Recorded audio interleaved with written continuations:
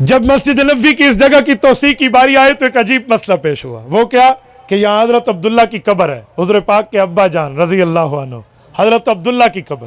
کیونکہ حضرت عبداللہ مکی ہیں لیکن سسرال آئے ہوئے تھے, حضرت اماں آمنہ مدنی ہے نا, تو ادھر ان کی وفات ہوئی, یہاں قبر بنی. حضور پاک کے دور میں سے کہتے تھے اطعمہ بنی نجار, طبقات ابن سعد جلد اول صفحہ 60 میں امام ابن سعد المتوفی 230 ہجری نے یہ روایت ابن عباس کے واسطے سے لکھی ہے. اطعمہ بنی نجار, یہاں اللہ کے رسول کے والد محترم کی قبر ہے. اور اماں آمنہ رضی اللہ عنہ اللہ کے نبی کو لے کر آئی تھی نا 6 سال کی عمر میں اپنے ننھیال, تو اپنے ابو کی قبر پہ بھی لائی تھی, جس کی واپسی پہ ابوا میں اماں آمنہ کا انتقال ہوا. اس جگہ جب قبر آئی تو اب قبر مبارک کی قبر کشائی کا فیصلہ ہوا کہ حضرت عبداللہ کی قبر کو جنت البقیع منتقل کیا جائے. تو جب قبر مبارک کی قبر کشائی کھولنے کا وقت آیا نا, کون کھولے, کس کی ہمت, کون آگے بڑھے؟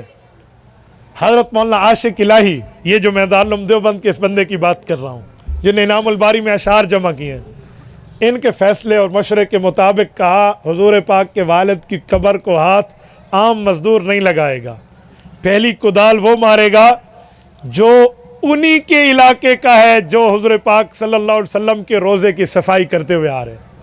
جو حضور کی روزے کی صفائی والے حضرات بیٹھے ہیں نا, فریقن حضرت بلال کے علاقے والے, وہ نسل در نسل جو آ رہے ہیں, وہی بندہ آئے گا خادم روزہ, اور وہ حضور پاک کے والد کی قبر کو کھودنا شروع کرے گا.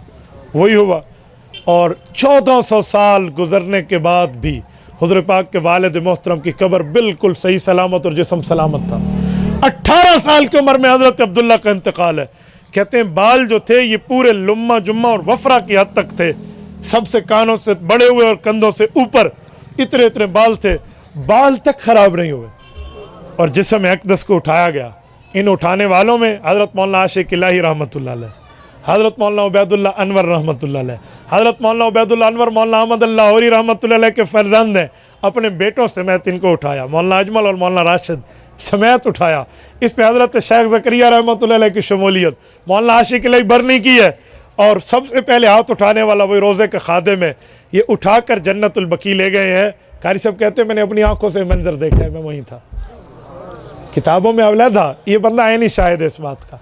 یہ بھی اللہ پاک نے علماء دیوبند کے ہاتھوں یہ تمام کام کرائے ہیں. حدیث کی خدمت بھی کی ہے, سیرت کی خدمت بھی کی ہے, رسول اللہ کی ذات اقدس کے معاملات بھی آگے بڑھائے ہیں. تو یہ ہمارے علماء دیوبند علماء حق کی خدمات ہیں جو احادیث پر بھی ہیں اور حضور پاک علیہ الصلوۃ والسلام کی ذات اقدس پر.